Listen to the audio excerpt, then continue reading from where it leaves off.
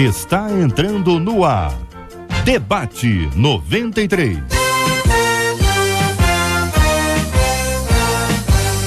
Realização 93 FM. Apresentação J.R. Vargas. Alô, meu irmão! Alô, minha irmã! Já chegou J.R. Vargas! Estamos de volta, começando aqui mais uma super edição do nosso Debate 93 de hoje, nessa quinta-feira, 14 de abril de 2016. Que a bênção do Senhor esteja aí, sobre a sua vida, sua casa, família, trabalho, igreja, sobre todos os seus, em nome do nosso Senhor e Salvador Jesus Cristo. Toda a nossa equipe já está aqui, a postos para te atender, para te receber, para te ouvir. Você liga, você fala com o Debate 93. Fale com o Debate 93. 2461-0093. E-mail debate@radio93.com.br. Facebook Rádio 93 FM. Site www.radio93.com.br. Fale com a 93 pelo WhatsApp 96803-8319. 96803-8319. Acolhemos com muito carinho no nosso Debate 93 de hoje o pastor Clark Gable, da Primeira Igreja Batista Universitária do Brasil, em Duque de Caxias. A pastora Andréia Melo e a nossa menina da mesa de hoje, pastor Paulo Vieira, da Assembleia de Deus Vitória em Cristo, na Barra da Tijuca. Pastor Rodrigo Lourenço, da Igreja de Nova Vida, em Praça Seca. Todo mundo aqui já no nosso estúdio para começarmos o nosso Debate 93 de hoje. Você deve ter acompanhado aí, a Agência Brasileira de Inteligência, chamada ABIN, confirma ameaça terrorista ao Brasil. Isso veio através do Twitter. Um desses terroristas tuitou e o Brasil teve acesso, e você pode ter acesso. Nós vamos dizer aqui quase que literalmente o que foi dito por esse terrorista nessa ameaça ao Brasil. Aquilo que muita gente temia, parece que vai acontecer. Esse clima de tensão, até por conta da presença das Olimpíadas aqui na cidade maravilhosa, no Rio, e nós precisamos estar atentos a isso. Vamos discutir esse assunto aqui, que inclusive em outros lugares do mundo existem já, os cristãos estão se reunindo com armas, enfim, vamos contar essa história para você acompanhar aqui. Também vamos discutir aqui o crescente número de roubos a igrejas. Isso está acontecendo no país inteiro. Vamos dizer que vários estados já tem isso acontecendo. Aqui no Rio já tivemos algumas vezes, e é preciso entender, né, como as igrejas devem se proteger dessas ações criminosas à luz da Bíblia, como nós entendemos esses assuntos. E vamos entrar aqui, evidentemente, no tema que abre o nosso Debate 93 de hoje. Quais sinais apontam que nossa vida pode estar sendo alvo de uma maldição? Existe algo que eu posso fazer para ficar livre de uma sentença maldita? Já que estamos falando de maldição, existe, na sua opinião, maldição hereditária? Você já se sentiu amaldiçoado por alguém? Diga aí, ouvinte amado. Este é o Debate 93 com J.R. Vargas na 93 FM. Pastor Clark Gable, começa ouvindo a sua opinião sobre esse assunto que envolve a questão da maldição. A pergunta inicial é essa: quais sinais apontam que nossa vida pode estar sendo alvo de uma maldição? Para responder a esta pergunta, é necessário identificar o seu entendimento sobre a maldição. Se o senhor acredita que existem pessoas que de fato estão amaldiçoadas nesse aspecto que aqui está, ou o senhor entende isso de uma outra forma? Bom dia, bem-vindo, pastor Clark Gable. Bom dia, JR, bom dia, queridos debatedores, queridos ouvintes. Eu não acredito na maldição como algo que se faça presente na vida do indivíduo e que ele tenha que carregar pela vida inteira. Nesse sentido de que a pessoa receba uma palavra de maldição e que se torna agora refém ou sujeita a essa palavra. Eu acredito que pela palavra de Deus o pecado nos colocou numa condição de malditos.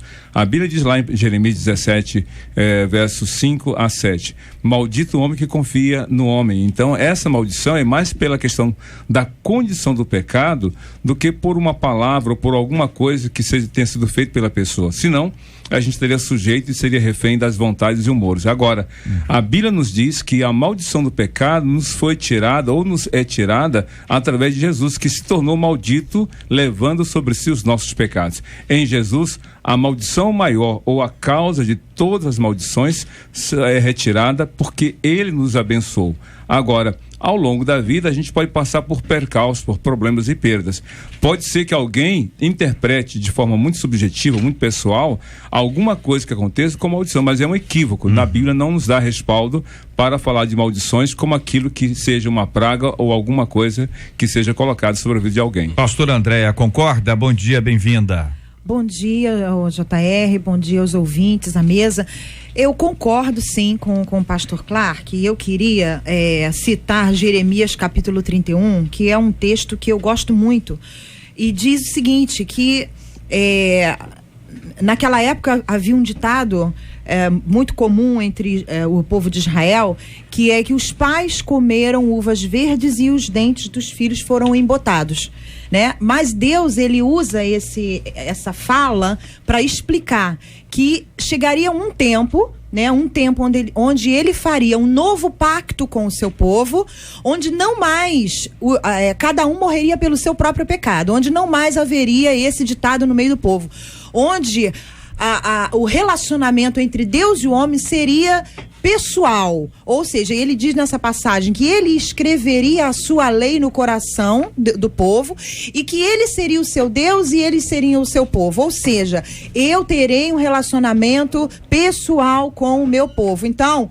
você não vai mais carregar uma herança maldita porque os seus pais erraram, porque os seus avós erraram.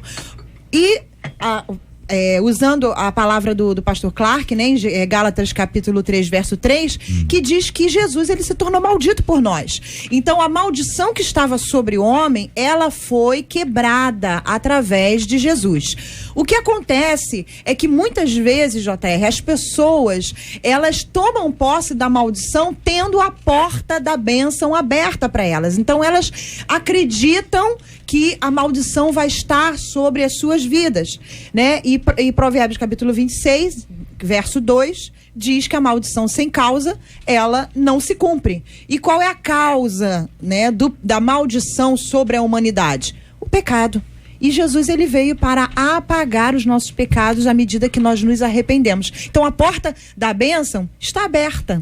Pastor Paulo, bom dia, bem-vindo. Concorda? Que pensa o senhor ainda sobre esse assunto? Bom dia, JR, bom dia aos debatedores, aos nossos ouvintes, que Deus abençoe a todos, que seja um debate de esclarecimento para todos nós. Se tratando de maldição, JR, esse texto vem deixar para a gente uma situação importante. Se Cristo levou, logo eu entendo que existe, não? Se ele levou, é porque ele existe. Então a prerrogativa está sobre aquele que aceita o sacrifício da cruz. Então a maldição, ela é existente, né? Existe um mal. Nós recebemos uma situação a respeito do pecado original. Toda a humanidade está debaixo de uma sentença. Então eu acredito que sim, e acredito que o sangue de Cristo Jesus é que nos livra de toda a maldição. Pastor Rodrigo. Bom dia, JR, bom dia aos debatedores, os ouvintes que nos acompanham nesse debate tão maravilhoso e tão esclarecedor.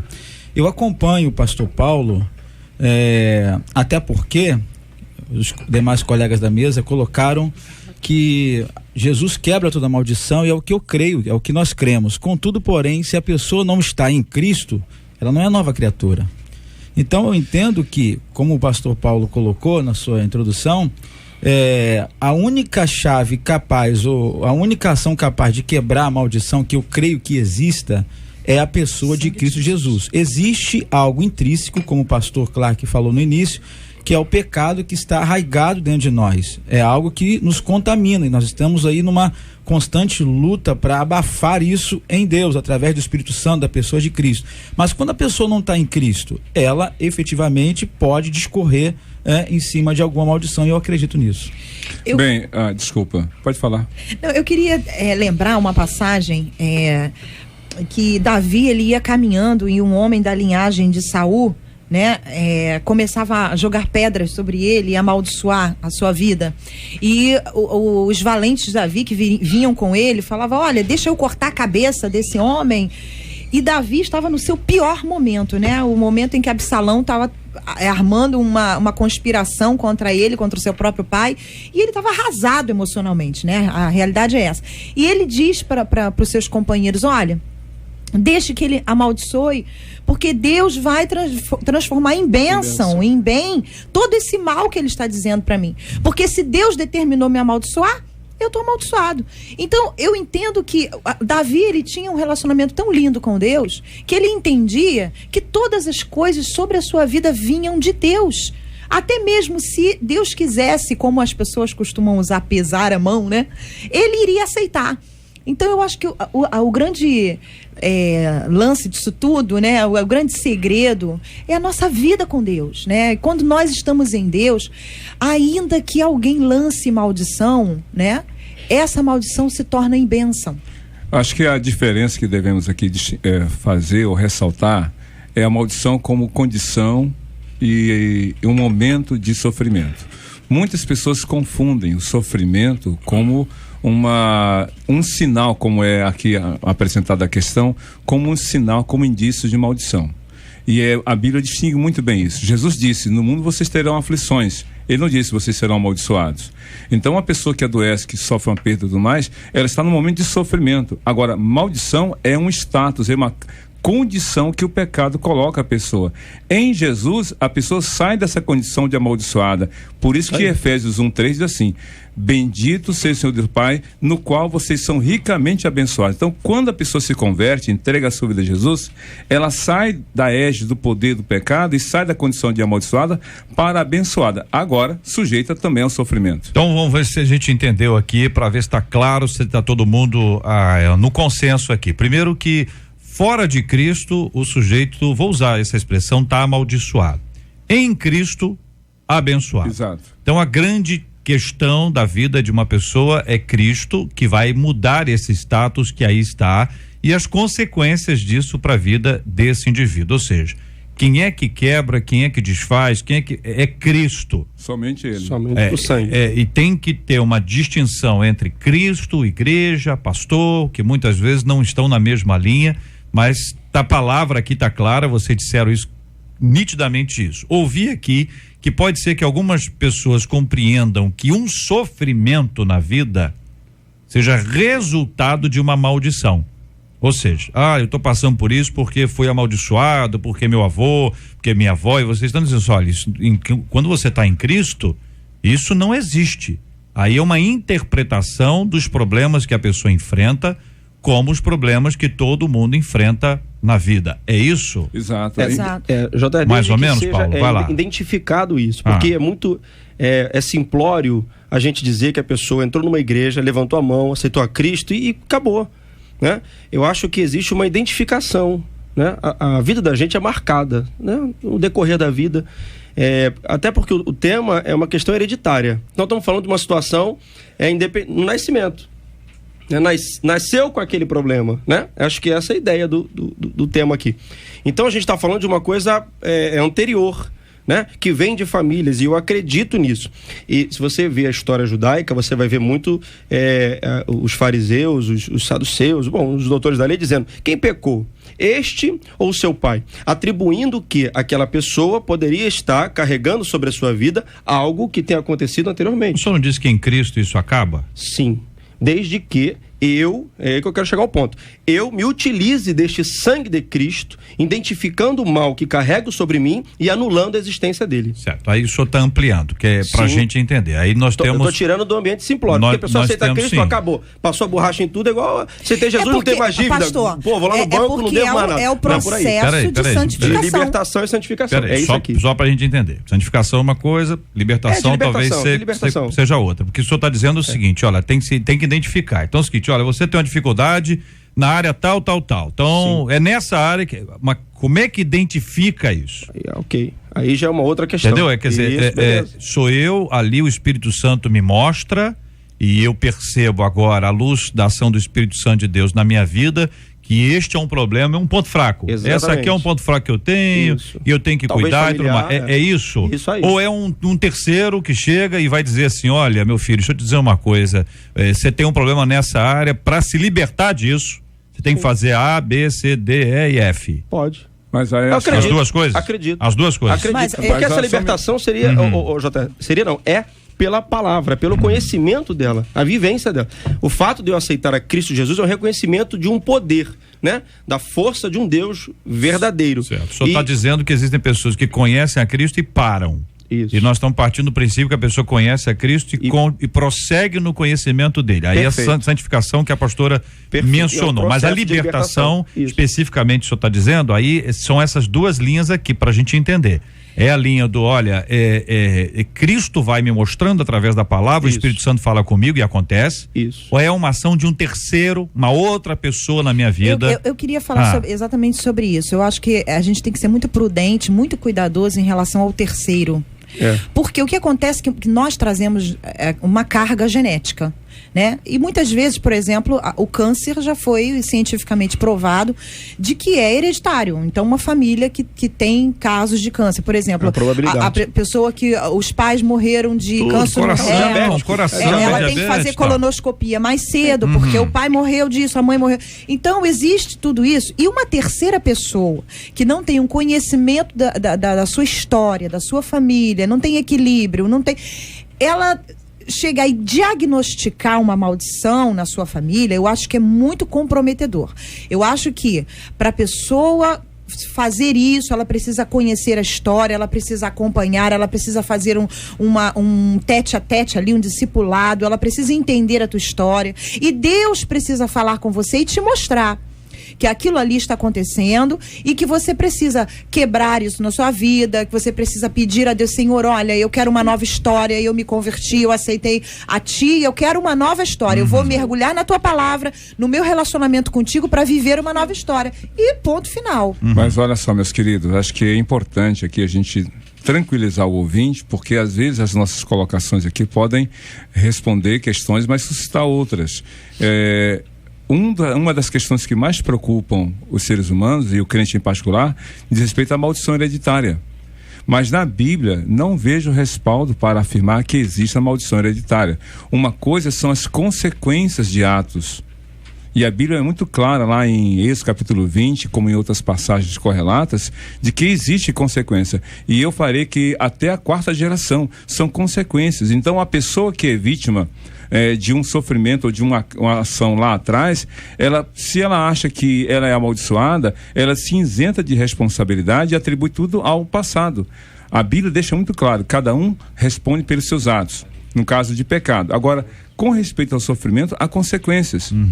E em Cristo a pessoa pode ainda sofrer consequências daquilo que lá seus antepassados fizeram. Olha aqui um ouvinte nossa, só pra gente exemplificar, né? Olha, já senti que vivia uma maldição hereditária. Minha mãe teve 2 casamentos frustrados, meu pai faleceu há 18 anos e ela nunca mais se casou. Minha irmã também se separou há 16 anos e não teve outro relacionamento. Eu estou com 30 anos e até então só tive relacionamentos frustrados. Conheci alguns parentes da minha mãe que ficaram viúvas ou se separaram. Ou seja, nenhuma mulher da família dela permanece casada ou é feliz sentimentalmente. Então o ouvinte traz isso e diz, isso para mim é uma maldição hereditária. Agora eu acho também arriscado, você pegar e colocar isso dentro de uma única linha de pensamento, né? O que o ouvinte falou, exatamente, eu acredito nisso, eu acredito que se o pacto, tem pessoas que a mãe lá fez um pacto num tal lugar e a pessoa não está porque está em Cristo, é estar emaranhado nele, dentro dele, em mais é uma coisa muito maior do que se pensa, em comunhão. Eu creio que tudo é quebrado. Agora, eu acredito nisso que o ouvinte está falando. Se não houver uma continuidade, pode ocorrer casos, eu conheço pessoas que o pai era alcoólatra, o filho se tornou alcoólatra, o neto se tornou alcoólatra. Eu concordo em parte com o que o pastor Clark falou, que tem questões do pecado, que o homem tem que tomar uma ação contrária, mas se não houver uma quebra desse vínculo que veio lá de trás, eu acredito que isso pode repercutir em outras gerações também. Acho que essa questão de maldição, JR, porque a palavra ela acaba sendo ampla, né? Como uma transferência de responsabilidade, não é o objetivo aqui, né? Não estamos transferindo responsabilidades para antepassados para justificar os nossos erros. Isso a Bíblia, obviamente, não dá respaldo algum. Mas eu acredito em demônios, não sei quem acredita, eu acredito na ação deles. Acredito em demônios territoriais, em questões regionais e familiares. Acredito que situações e palavras lançadas ao passado, assim como palavras proféticas liberadas para o meu pai, para minha mãe, alcançam a minha família, alcançam o meu filho, alcançarão os meus netos, porque eu creio nisso, né? Assim como palavras proferidas, né? Como palavras e sentenças de maldições são lançadas no passado que podem alcançar a minha família. Eu vou quebrar isso, eu vou identificar isso, vou quebrar. Não vou dar sequência a esse ciclo de maldição na minha família. Ouvinte nossa dizendo, eu acredito que se não tiver com a vida nas mãos de Deus, existe sim. Na minha família, ninguém era feliz no casamento. Inclusive, teve um tio meu que cometeu um suicídio pouco antes de casar. Minha mãe e todas as minhas tias, elas nunca foram felizes. Porém, eu, que tenho colocado minha vida nas mãos de Deus, tenho um casamento abençoado pela graça de Deus. Eu fico muito preocupada, né?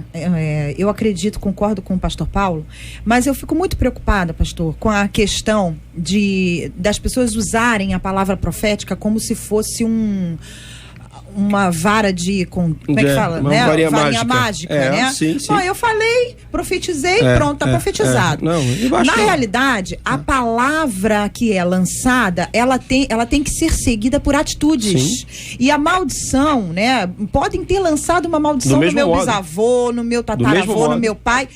E essa maldição estar preparada para pousar sobre a minha vida. Porém, as minhas atitudes, como exemplo do e-mail, né? Todo mundo, ninguém é feliz e tal. Ela tem que caminhar em direção contrária a isso. O diabo encontra legalidade ou não, dependendo do espaço que eu recebi o revestimento de Jesus na minha vida, agora eu vou caminhar em direção contrária a isso. Agora, o ouvinte traz um outro dado aqui, que é o seguinte, ela ouviu de uma pessoa, que ela não diz aqui o nome, que nós devemos pedir perdão a Deus pelos pecados das gerações passadas. Olha, vou contar para vocês, essa questão é muito sobre até mesmo pedir perdão sobre os pecados anteriores ou da geração passada. A Bíblia não nos dá respaldo para, porque o Velho Testamento, gente, não pode se tornar uma referência para a vida cristã.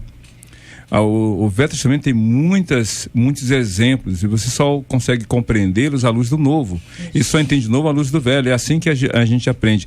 Mas os princípios para a vida cristã estão no Novo Testamento.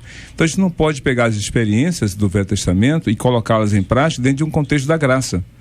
Eu creio que não existe maldição hereditária, mas pode haver sim más influências, repetição de erros e ação maligna. Esse pacote aí pode levar a pessoa a uma vida de sofrimento. Agora, volto a repetir, uma coisa é sofrimento, que nada tem a ver com maldição. Outra coisa é a pessoa estar vivendo debaixo do pecado. Quem está sofrendo, mas está em Cristo, dá glórias a Deus, porque sabe que Deus está no controle. Agora, quem está sofrendo e não está em Cristo, tem que correr para Cristo, não correr de Cristo. Porque é em Cristo que a maldição é interrompida. E ela passa a viver a vida cristã olhando para o alto. Paulo passou por muitos sofrimentos, mas ele sabendo que estava em Cristo, ele iria superar, porque Deus já tinha reservado o reino, a glória eterna. Então, o caso do exemplo aí, 2 exemplos que foram citados aqui pelo WhatsApp. Primeiro, da pessoa que tem a questão da família, a mãe, a irmã e ela. Com certeza há uma influência, uma má influência, há repetição de erros. Agora, e é um comportamento. Exatamente. Eu conheço a história de uma família onde todos os filhos desejaram, quando chegasse à maioridade, foram marinheiros. Aí perguntaram, mas por quê? E aí descobri que na casa daquela família tinha um quadro de marinheiro. E aquelas crianças cresceram com aquela visão de ser marinheiro, porque havia uma imagem ali que os incentivava. Então eu creio que existe isso. O ouvinte dizendo que minha mãe era alcoólatra e quando bebia muito e eu não fazia as vontades dela, ela me rogava praga, dizia que eu teria um filho deficiente, outras coisas assim. Eu sabia que era fruto da bebida porque eu nunca tive dúvidas do amor dela.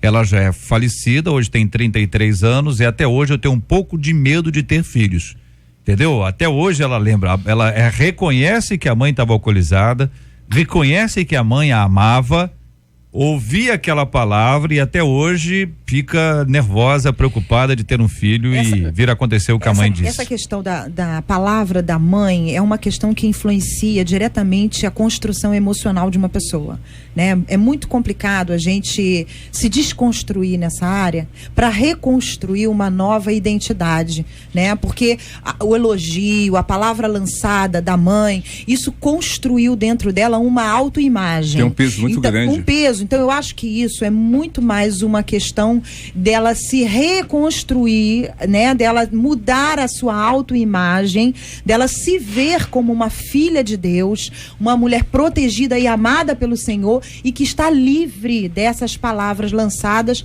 do que necessariamente uma maldição que está sobre ela. Eu acho que é mais uma questão de reconstrução da autoimagem. Eu acho, JR, que há uma concordância aqui. Apesar de a palavra maldição, foi o que eu falei no início, a palavra maldição ela acaba sendo muito extensa. Se é uma maldição ou se é um sofrimento, né, como o pastor que está colocando, é o que nós acreditamos, que são sentenças lançadas para gerações, que isso acaba influenciando mentalmente, na educação, em repetição de fatos. Não importa. Comportamentos. Não importa. Os fatos estão aí de situações de pessoas que estão experimentando na sua vida atual situações que aconteceram na sua vida pregressa através dos seus familiares. E aí, nesse ponto, pastor, entram algumas coisas. A questão do comportamento. Na casa, todo mundo bebe. O pai bebia, a pessoa bebe. De criança. Tem coisa assim, por exemplo, tem um ouvinte nosso dizendo: JR, o meu pai ficou viúvo cedo. Eu tenho uma irmã que também ficou. E há um ano eu também fiquei. Então você ouve isso, a tendência que você tem é dizer assim: olha, entendeu? Você tem filhos, conversa com eles e tal, prepara, porque isso vai acontecer. Quem é que vai querer casar? Quem é que vai querer ser a nora dessa nossa ouvinte? Isso é eu, você é nora, que senão quem vai embarcar sou eu, vou embarcar assim. É isso mesmo? É uma sentença de morte para uma pessoa? Vamos supor que ela, eu não sei, vou perguntar para ela aqui. Enquanto eu converso com a nossa ouvinte, a vantagem do WhatsApp é essa. Marcela, conta aí pra gente aí até agora a nossa pesquisa 93 de hoje. Então, a nossa pergunta é se os nossos ouvintes já acharam que estavam sendo alvo de maldição. 74% deles no telefone dizem que nunca acharam isso não, mas já 61% deles no site acham que já foram alvo de maldição. 71% dizendo que acham que já foram sim. 61% dizendo que sim. A nossa ouvinte tem 3 filhas. Então vamos lá, é a agilidade do WhatsApp. A nossa ouvinte tem 3 filhas. O ouvinte são solteiras? Vamos respondendo antes que eu escreva aqui, já me responda aqui de uma vez se as suas 3 filhas são solteiras e etc, etc. Porque aí, tô indo pela lógica. Correto? Né? Não é para assustar, não, é para esclarecer. Porque se é isso, se a lógica é essa, olha, meu pai, minha irmã, eu, minha filha. JR, eu tenho um pensamento de que a nossa vida, ela está escrita pelo dedo de Deus. O meu dia está escrito pelo dedo, não será uma maldição. A minha família, ela tem mortes prematuras, né? Bastante. Mas eu não me preocupo com isso. Eu não posso viver eu não posso viver em função disso. Exato. Primeiro porque eu tenho o sangue de Jesus que quebra, se for uma maldição, o sangue, o sacrifício de Jesus, a cruz, ela veio para anular as minhas maldições. Segundo, porque eu vou caminhar na direção contrária, eu vou me cuidar, eu vou me tratar, porque é muito fácil também, como o pastor Paulo e o pastor Clark falaram, sobre a questão da responsabilidade. Eu vou morrer cedo mesmo, eu como bacon, gordura, tudo, não me trato, não me cuido, e vou morrer cedo e vou dizer que a culpa é da maldição. Então eu ando, agora, se eu vou morrer cedo ou se eu não vou morrer, não sei. Mas aí, gente, é o seguinte, é que a gente vai para um lado e diz que é. Depois diz que não é. Depois diz que pode ser. Confunde. Você tá entendendo? Então, por exemplo, eu tô pegando um caso aqui, o ouvinte tá acompanhando a gente, já tá aqui, tá no WhatsApp aqui. Responde, fala alguma coisa e tal. Então ela tá aqui, ó. Meu pai ficou viúvo cedo, morreu a mãe. Ele tem era uma cristão? Irmã. Não, peraí. A gente tem que analisar. Então, ele era cristão, ouvinte? Vai respondendo. Se seu pai, se a sua mãe, se a sua irmã, se o marido dela. Tá certo. Diante do que nós falamos aqui. Você entendeu, ouvinte? Você responde aqui. Então, só tô relendo aqui. Viúvo cedo, tem uma irmã que também ficou, e há um ano eu também fiquei. Teu marido também era? Conta. Creio que eu não. Creio que eu não aceitei que fosse feita a vontade do Senhor. Enfim, tá. perguntando aqui ao nosso ouvinte. Eu perguntei, você tem filhos? Ela tem 3 filhas. Casadas? Ela está dizendo que não. Ela está dizendo que nenhum deles era evangélico. Agora, e vocês eram evangélicas, ouvinte? Você e os vivos? Não é isso? Tá certo. Não é isso, pastor André? Não é a sua dúvida? Então, ouvinte, vamos lá, vamos respondendo aqui. Os que estão aqui, os que ficaram vivos, são cristãos? Os que faleceram não eram. Não eram. Mas a maldição é sobre quem? O que faleceu ou quem tá vivo? Olha, posso ajudar, JR? Morreu cedo, não é essa maldição? Morte precoce? Mas olha só, acho que as experiências são muitas e diversas. Então, as experiências, por essa diversidade e quantidade, não podem se tornar referência e base para nossa fé, senão a gente vai ficar louco, a gente vai ficar totalmente sem direção, a gente vai ficar sendo teleguiado, hora é uma coisa, hora é outra, e a gente vai ficar confuso, sem saber para onde ir. Então, fiquemos com a palavra. As experiências fazem parte da vida de cada um de nós, crentes e não crentes.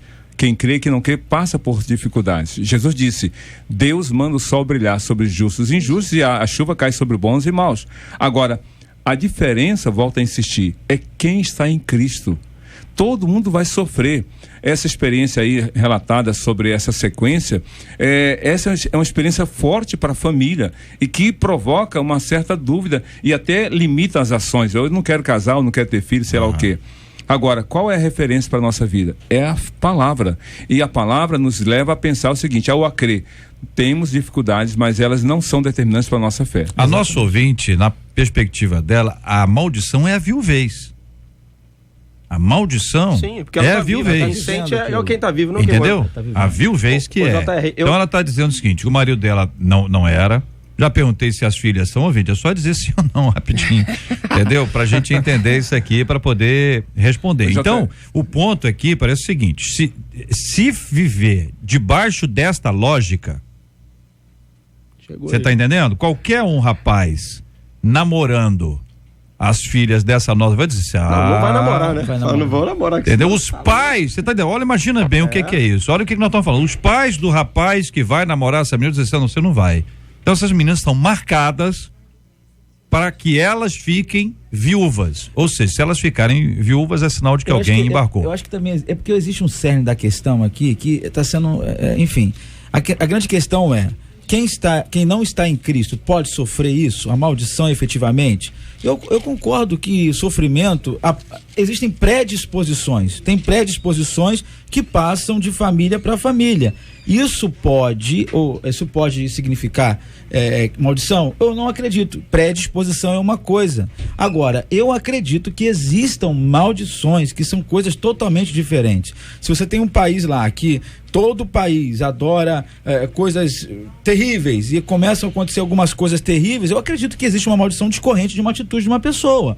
Agora, o que a gente precisa entender é que é totalmente diferente sofrimento de efetivamente uma maldição que possa existir. Sofrimento todo mundo passa, a tribulação todo mundo passa. É isso. Então nós podemos entender, queridos, que numa casa em que existem tantas tristezas como essa, e a pastora Andréa disse que na casa dela também isso aconteceu, tantas outras casas isso aconteceu, que isso não é uma sentença.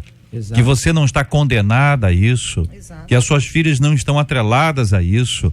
Você está em Cristo, é uma nova criatura e deixar-se livre disso. Ainda, poxa, vai ter um acidente de carro, vai ter aquilo, vai achar que aquilo é um sinal do que aconteceu, vira um risco muito grande. Então eu quero agradecer aos queridos debatedores pelo esclarecimento. Isso tudo nos ajuda a entender um pouco desta questão que é muito importante. Muita gente fica aprisionada a isso e às vezes nem entende que o poder de Cristo é maior. Exato. Acaba acreditando que há mais poder naquele que é mau do que naquele que é inteiramente bom. Vamos lembrar que aquele que está em Cristo é nova criatura, as coisas velhas se passaram e eis que tudo se fez novo. Vamos lembrar que maior é o que está em nós do que o que está no mundo. E aquele que está em Cristo, o inimigo nem lhe toca. Vamos lembrar das promessas bíblicas e do que a palavra de Deus nos diz. E uma vez mais, consagre a sua vida integralmente ao Senhor. Isso não é um ato isolado das suas atitudes. É um ato que é um momento na sua vida, mas as suas atitudes devem estar atreladas a isso. Ou seja absolutamente coerente com aquilo que você faz e vive.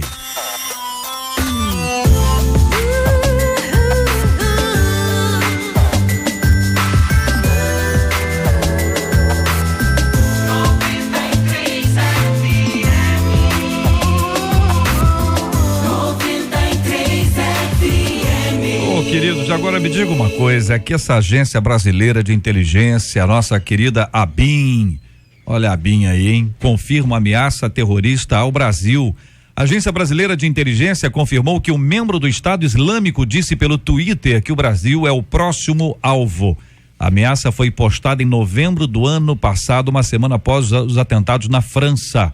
Em um perfil do Twitter que tinha como dono, em francês aqui, a Marcela podia ler isso aqui para nos ajudar, mas o nome do sujeito é Maxime, e dizia: Brasil, vocês são nosso próximo alvo, podemos atacar esse país. E aí ele fala um palavrão.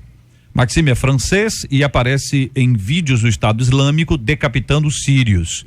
Segundo Luiz Alberto Salaberry, diretor de contra-terrorismo da agência, a partir do momento da postagem, houve uma maior intensidade nos discursos de agressividade dos autoproclamados seguidores desse grupo terrorista dentro do Brasil, as pessoas que já estão aqui. Enquanto isso, no Oriente Médio, cristãos da Síria e do Iraque resolveram pegar em armas para se defender do Estado Islâmico na luta pela sobrevivência. E assim foram criadas milícias cristãs na tentativa de se defender dos terroristas. Os Estados Unidos alertam que o grupo terrorista tem provocado um genocídio das minorias, incluindo dentre as minorias os cristãos. Você acredita que o Estado Islâmico pode realmente atacar o Brasil? Caso isso aconteça, você pegaria em armas para se defender? À luz da Bíblia, como deve se portar o cristão numa situação assim? Que pensam vocês, queridos debatedores? Acredito que poderia atacar, sim. É um risco iminente, se tratando de um grande evento que vai ocorrer daqui a algum tempo. Eu acho que isso pode ocasionalmente acontecer.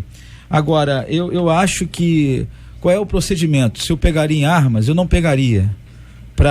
Até porque, biblicamente falando, eu acho que a nossa justiça é como trapo de imundícia. Eu entendo que a gente tem que se posicionar como cristão de uma outra forma, não da mesma forma que alguém ou que o mundo se contrapõe contra nós, agindo de forma mundana. Então, eu entendo que o cristão se porta através da oração. E uma outra coisa que eu acho que deve ocorrer, tem que ocorrer, e não ocorre, é a unidade do povo de Deus num contexto maior. Existe muita, independente de dogma teológico, todos se unirem em prol desse sentido. Nosso ouvinte, o Marcos Vinícius, lembra aqui a presença de estrangeiros por conta da Olimpíada. Existe uma abertura maior para a presença dele, verdade, mas quero lembrar, o cara da ABIN aqui, o Salaberry, ele está dizendo que houve uma reação dos que já estão no Brasil. Pelo menos é o que diz a reportagem sobre esse assunto. Ou seja, o camarada disse lá fora e provocou os de dentro. Exato. Eles trabalham com aquilo que se chama de células, que nós evangélicos entendemos muito bem o que é. Só que são células terroristas. Essa questão do islamismo entrar no Brasil já é algo antigo, né? Já está, Na né? realidade já está há muito tempo. Então, estão falando seria uma ilusão. do islamismo. Eu vou entrar nessa questão. Seria uma ilusão nossa achar que uma ramificação desse grupo, né, que é os terroristas, né, o Islã terrorista, o Estado Islâmico, não entraria também, né? Se houve a entrada de um segmento não sei se eu posso dizer religião, o outro lado entraria também, porque nós sabemos que nem todo muçulmano é terrorista, né? Isso é óbvio, mas eu acho que é uma questão preocupante. Eu me preocupo com isso já há bastante tempo. Agora, eu não sei, eu vou talvez escandalizar a grande maioria, e aqui o pastor, mas eu acho que numa questão aguda da coisa, pegue armas. Eu pegaria sim, para defender os meus filhos, para defender a minha casa. Eu não para ir de encontro, mas não para atacar, mas para me defender, pegaria sim. Não sei se é pela minha profissão ou alguma coisa assim, mas eu pegaria. Pegaria sim. Bem, há uma diferença entre um atentado terrorista e a tomada pelo Estado Islâmico de uma região, de um país. No Oriente Médio, naquela região, a gente vê o Estado Islâmico querendo tomar posse das regiões dos países. Territorial, né? Exatamente, questão territorial. Já na Europa, são atentados. Então, pode ser que o Brasil, nesse momento que estamos vivendo para as Olimpíadas, sejamos alvos desses possíveis atentados, que vai gerar uma reação do governo e dos meios de defesa. Agora, qual vai ser o papel do cristão? A Bíblia diz lá em Neemias, no capítulo 4, que enquanto com uma mão eles reconstruíam o muro e com outros se defendiam. Então a gente tem que ter essa sensibilidade. Eu fui do Exército, fui segundo sargento do Exército. Olha. E eu tive que assumir papel. Quando diz lá o texto, não matarás, não tenha o poder sobre a vida do outro por vontade própria, por gosto. Exato. Mas no ato de defesa você tem que agir em prol do bem comum, que é a vida. E vamos lá, eu tô ouvindo vocês. Então, que bom que vocês viraram a mesa aqui, porque eu ia falar que eu tô precisando me converter, porque eu ia pegar em armas sem dúvida alguma, né? Defenderia a minha família e quem possível. Acredito, JR, que, como já foi bem colocado aqui, o objetivo aí dele, se de fato é um protesto, né? Eles estão fazendo um protesto mundial, estão escolhendo nações, explodindo coisas, é a forma que eles têm de protestar pelo pedaço de terra que eles entendem ter direito, né? O que eu falo aqui é o seguinte: Deus tenha misericórdia do Brasil, porque eu não vejo, pode ser que tenha, né? Sou bem leigo nisso, não vejo uma estrutura de inteligência no nosso país para identificar esse tipo de coisa, né? Para eliminar esse tipo de coisa, para prever esse tipo de coisa, né? Foi visto aqui num Twitter, totalmente público exposto, né? Mas é assim mesmo que eles fazem, eles assumem que fazem, para divulgar, fazer propaganda. Eles divulgam, porque isso aí fortalece o número de filiados, e muita gente, estão acompanhando isso, muita gente, muitos jovens, adolescentes deixam a Europa. A Europa está tão desiludida, as pessoas estão tão sem Deus, Deus, o Deus cristão, né? Sem Jesus Cristo, que elas acabam perdidas. E aí, eles aparecem anunciando uma série de coisas, além das já conhecidas propostas de morte com as virgens esperando, isso para os homens, para a mulher é um só. Para o homem é um monte de virgem. Entendeu? E aí, existe uma coisa assim de lutar por um ideal. Olha, que é uma coisa impressionante. E muita gente acaba acreditando nisso. Porque existe um perfil que eles buscam, um perfil de jovens. Então, o perfil que ele busca, qual é o perfil do jovem que o Estado Islâmico busca? Aquele que tem problemas familiares, que não se relaciona bem com seus pais, aquele que se sente rejeitado, que sofre bullying, aquele que tem sérios problemas de autoestima. São esses os jovens que eles vão pescar. É o prêmio da outra vida, né? Exatamente, porque eles vão levantar a autoestima, e é muito mais fácil doutrinar o jovem que ele não se adapta à sociedade. Ou que não tem perspectiva. Que não tem perspectiva, que não se adapta à sociedade, que sofre essas rejeições, e eles doutrinam esses jovens e fazem desses jovens até para ter uma liberdade. Olha, gente, aqui as opiniões, né, dos nossos ouvintes, né? Um deles dizendo: os maiores terroristas estão no Brasil, são os brasileiros mesmo, diz um ouvinte. O outro dizendo: será que Jesus pegaria numa arma para se defender? E uma outra ouvinte dizendo: olha, eu tô vindo da igreja agora, uma missionária que mora há 4 anos na França relatou para a igreja sobre os atentados no Brasil, que eles estão se preparando para atacar os cristãos no Brasil. E é uma grande perseguição, e há uma grande perseguição dos missionários na França também, né? A questão da Europa, eu acho que todo mundo vê, né? Tá claro aí. Agora, quando isso chega aqui, é sempre bom lembrar que a gente tem orado por esse assunto há muito tempo. Verdade. E a perspectiva é independente se está perto ou se está longe. Que é gente como a gente. Isso aí, exatamente. O cara vai no supermercado, vai na loja, vai numa casa de shows como aquela que eles tiveram lá dentro, ou em qualquer outro canto em que eles estejam. A questão toda estamos preparados para isso? Pelo que eu entendi aqui, dos que falaram, não estão. E dos que não falaram, eu entendi que o Brasil também não está. Quando houve aquele atentado na França, foi na mesma época que houve o rompimento da barragem lá de Mariana, né? Então, houve uma disputa no Facebook, as pessoas falando: não, porque só fala do terrorismo, tem que falar da nossa tragédia. E a minha visão, e o que eu coloquei, é que o terrorismo não era aquele fato, não era uma tragédia da França, mas era do mundo.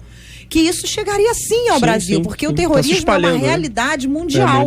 Não é uma realidade da Europa, não é uma realidade da Ásia, não. É mundial e nós precisamos estar atentos para isso aí. Olha, que ouvinte dizendo aqui, nós já temos as células nazistas e as células de bruxos já de muito tempo, e agora com mais intensidade essas células que o ouvinte chama aqui células dos muçulmanos. Eu só estou querendo distinguir aqui a questão do Estado Islâmico, que é preenchida, é ocupada por muçulmanos extremamente rigorosos, que inclusive recriminam os outros que são um pouco mais, entre aspas aqui, abertos, né?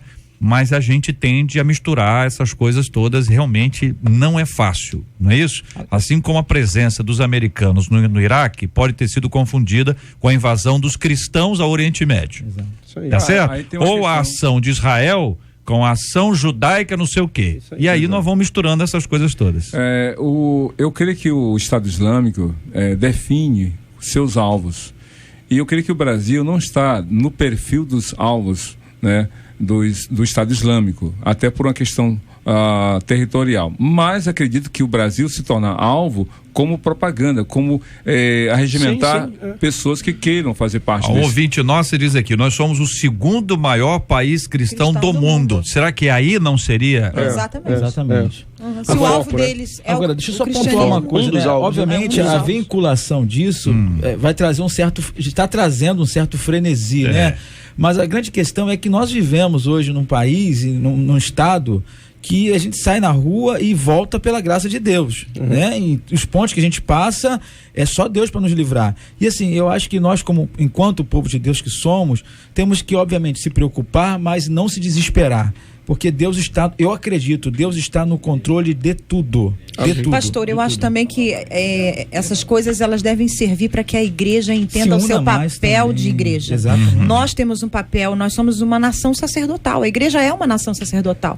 Nós temos que trazer a glória de Deus para essa terra. Exato. Nós temos que estar em contato com o Senhor, orando todo o tempo e entendendo que nós temos que ser uma igreja ativa e não passiva, na oração, na comunhão. Todas as áreas. Né? Em todas as áreas. E agora, nos unir, como o pastor acabou de dizer. Eu acho que eu vou ter que dar aqui uma explicação com respeito à forma de se defender, numa possível ação do Estado Islâmico. A Bíblia nos ensina, e a própria igreja no Novo Testamento teve essa postura de passividade ante a perseguição por causa do Evangelho. Isso, a gente vê isso. A Bíblia deixa claro que o cristão não deve se envolver e até pedir a cabeça de quem está lá fazendo alguma coisa contrária ao Evangelho. Que é difícil, agora, né, pastor? Exatamente. Dá vontade de pular no pescoço. Mas outra coisa é você ter uma postura de defesa na questão da sua nação, do seu país, da sua família, de sua casa. Aí por isso que você coloca o sistema de segurança. Senão você não vai orar porque Deus vai guardar. Exatamente. E ela falou bem no início, por isso que a gente concordou, que era um ponto extremo de defesa absoluta da sua família, né? Nesse ponto, né? Apareceu ali um terrorista, bora, pega o fuzil, vamos acabar, sai correndo atrás dele, não é por aí, né? Essa é uma questão mas tão complicada. Exatamente. Que a gente tem que ter todo o cuidado do mundo para ouvir isso aí. O ouvinte lembra que nós temos Efésios 6 como descrição das nossas armas, que existiria perseguição, nós já sabemos disso há muito tempo, é claro isso aí, fica evidente, ou seja, nós temos os dados históricos que apontam isso. Pedro foi repreendido por isso, né? A ocupação de determinados postos, entendeu? No mundo afora, com pessoas com esse tipo de inclinação. Enfim, nós todos temos que estar extremamente atentos a isso. É hora de nos unirmos e de orarmos. Daqui a pouquinho nós vamos orar também por esse assunto que é muito importante para o nosso coração. Agora, você tem ouvido aí sobre roubos a igrejas, né? A sua igreja já foi alvo de roubos?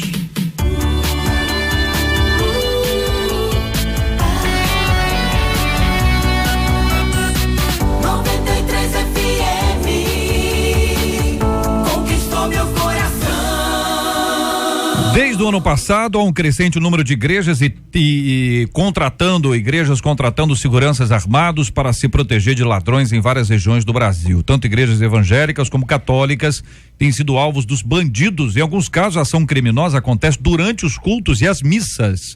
Um dos últimos casos relatados aconteceu em Cuiabá. Durante uma reunião, o ladrão entrou armado, ameaçando matar todo mundo, enquanto um comparsa estava do lado de fora. Eles ainda saíram levando o carro de um dos membros daquela igreja. Isso também tem acontecido no estado de Minas, aqui no Rio, São Paulo, Alagoas, Goiás, enfim, muitos outros estados que têm sofrido com a violência. Além de seguranças particulares, câmeras e vigias por toda a noite têm sido as medidas de proteção. A sua igreja já foi alvo de roubos? Em sua opinião, o que significa o fato deles não mais respeitarem nem mesmo as igrejas? Como as igrejas devem se proteger dessas ações criminosas? E aí, queridos debatedores? A minha já foi roubada umas 3 vezes. 3 vezes. Botamos. De que forma? Usamos os sistemas que a gente está em nosso alcance para proteger. Eu repito, eu não tenho muita, obviamente, cada um tem sua profissão, eu sou militar, e o senhor falou sobre a questão aí, não voltando atrás, mas eu sou muito contrário a algumas questões de colocar alguém armado na igreja para poder defender. Eu acho isso muito complicado, complexo, é um posicionamento pessoal meu, né? E eu acho assim, por que eles estão fazendo isso? Por conta, o temor acabou. Já não existia, agora se multiplicou a iniquidade, diz a Bíblia, o amor de muitos se esfriam e é fato. O JR diz aqui, ouvinte, a minha igreja já foi roubada 2 vezes, uma delas foi por um membro. Aí o próprio membro da igreja. É mais complicado. Mais complicado. Aqui, outro ouvinte, aqui levaram todo o equipamento de som, inclusive a moto de um pastor e o carro do outro. Rapaz. Hein? Eu já vi roubos de bolsas, né? A pessoa vai no banheiro, deixa a bolsa no banco e quando volta não tá mais. Furto, né? Seria furto. JR, acho que a igreja tem que se prevenir. Isso é uma questão de segurança pública. Olha só, o nosso ouvinte dizendo, eu moro em São Gonçalo, a minha igreja foi roubada duas vezes. A última vez, levaram a bomba d'água. É isso. Ué, bomba d'água? Extrema de... É verdade. A bomba d'água? Mas às vezes caro, às vezes os tá viciados. Não, Bomba tudo bem, d'água, tá caro, mas espera aí, você foi preso por quê? Eu roubei uma bomba d'água. Mas isso aí na região dos lagos é direto. É o que mais rouba na região dos lagos, é bomba d'água. Lá em Campo Grande eu soube de uma igreja que levaram coisas do escritório da igreja e depois de uma semana, quando o zelador chegou, encontrou tudo lá novamente com bilhete. Estou devolvendo porque não posso levar o que é de Deus. Amém. Ouviram, ladrões? Há pouco tempo teve uma reportagem de uma igreja que foi... fica a dica. Uma igreja que foi assaltada, né? Assalto mesmo, a mão armada em pleno culto, uma igreja grande, de mas nome. olha só, eu acho que tudo que a igreja tem é conquistado com muito sacrifício, com muito envolvimento, com muita participação. Então a igreja tem que demonstrar zelo e cuidado. Por isso que esses meios, esses mecanismos de defesa, de proteção, precisam ser colocados. Sim. Aqui, há 2 meses a nossa igreja foi assaltada de novo, ela já foi assaltada 2 vezes, diz aqui uma outra ouvinte. Outro ouvinte aqui dizendo o seguinte, a igreja que congrego já foi roubada assim, inclusive no momento do culto. Somente quem trabalhava, estava lá nas atividades, soube, entendeu? O pessoal, os membros não viram isso acontecer, só o time lá de trabalho. Levaram somente as ofertas. E tem pessoa que sabe exatamente para onde vão as ofertas, que momento, como é que faz a contagem, com certeza já foi no culto antes, já viu tudo, já mapeou. Agora, uma medida extrema de proteção que eu já vi, tem igrejas que já colocaram cerca elétrica e alguns são contra, como a vigilância armada. Mas a igreja sabe em que contexto ela se encontra, ela usa os meios. Eu não sou contra nada disso aí, não. Aqui, ó, levaram cofre, mesa de som, polícia, bota o que tiver que colocar. levaram os instrumentos. É uma questão de segurança pública. Cada hora aparece alguém aqui contando uma história. Na minha igreja, eles levaram e aí... Ih, rapaz. Levaram o pastor. Não. Ainda fizeram cocô no altar. Já vi isso também. No altar. Foi na sua igreja, ouvinte? Peraí, deixa eu ver se... Na sua? Isso aconteceu lá em Campo Grande, na igreja também. Tem casos de sequestros aí. Se pesquisar, vai ter casos de sequestro de pastores, sequestro de tesoureiros, sequestro. Mas tem casos. Já tem casos isso aí. Já tem casos. A minha nunca foi roubada porque ela fica dentro da comunidade. Dentro da comunidade... Não deveria, né? Não, dentro da comunidade... Não, mas aí não pode. Não pode sujar o espaço. Dentro da comunidade, eles não deixam. Pacto, né? Existe um pacto ali. Aqui dentro não. Aqui, ó, instrumentos musicais. O pessoal gosta muito de instrumento musical, né? Quem compra, caro, hein? Né? Será que de vez em quando não aparece uma proposta? Você levantou o negócio. Quem compra? São caras e de fácil. Porque se tem roupa, tem despejo, né? Tem cliente, né? Levar o som. Aqui, o negócio de som é que tá quente aqui, hein?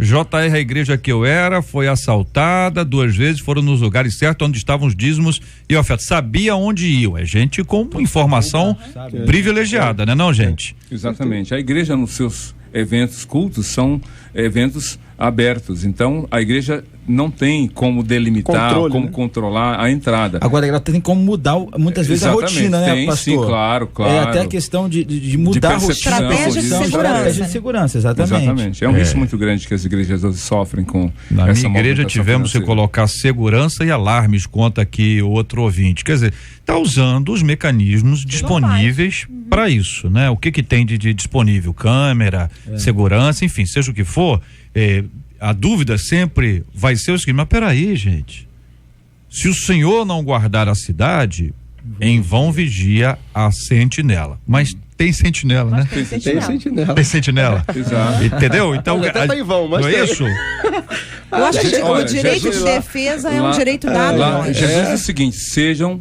simples como as pombas e prudentes como as serpentes. Então, a igreja tem que estar atenta a essa questão de A zelo nossa pelo seu igreja patrimônio. tem tudo lá.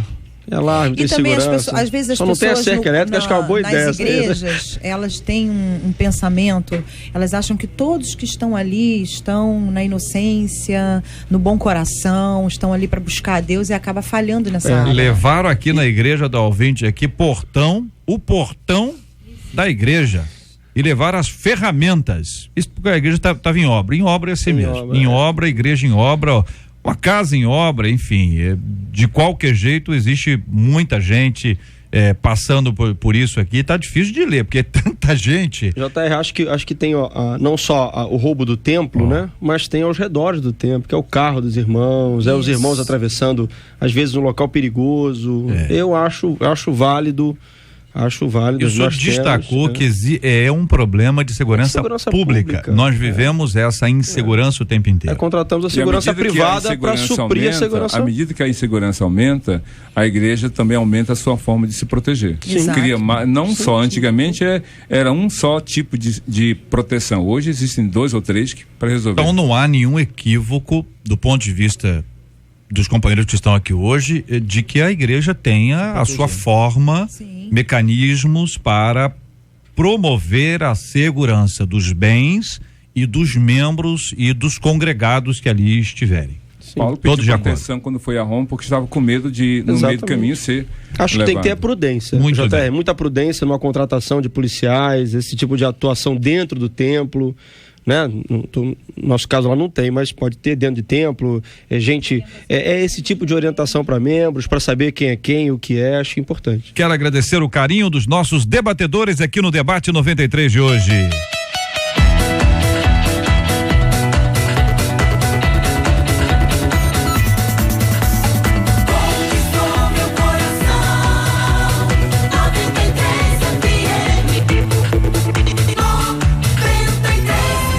Muito obrigado aqui aos nossos debatedores, pastor Clark Gable, forte abraço, irmãozão. Obrigado, JR, por mais uma vez participar de um debate.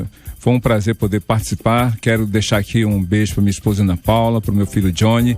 Um abraço carinhoso para os membros da PIB Universitária e os colegas que nos ouvem em outros lugares desse Brasil. Maravilha. Que Deus abençoe todos nós. Pastor André, obrigado, um abraço, Deus abençoe sempre. Eu que agradeço e é sempre muito bom estar aqui. Eu quero deixar um beijo para os meus filhos e para os rapazes que estão trabalhando lá em casa. Tô chegando, hein? Muito obrigado, pastor Rodrigo, um abraço, querido. Eu que agradeço, eu quero mandar um abraço especial pro meu irmão Daniel, juntamente com uma equipe que tá no canteiro de obras, agora ouvindo a gente. Pedir, manda um abraço aqui, eu acho que tá lá em Bangu, nessa região lá, um abraço para todo mundo. O pessoal da Regional Rio, da Igreja Nova Vida. Maravilha. Aqui de Vias Lobo, Pilares e Praça Seca e Padre Miguel, um grande abraço a todos. Querido. Pastor Paulo, um abraço, querido, Deus abençoe sempre. Obrigado, JR, claro, quero deixar aqui um abraço para a Assembleia de Deus Vitória em Cristo, toda a nossa igreja, em especial, o povo da Barra da Tijuca.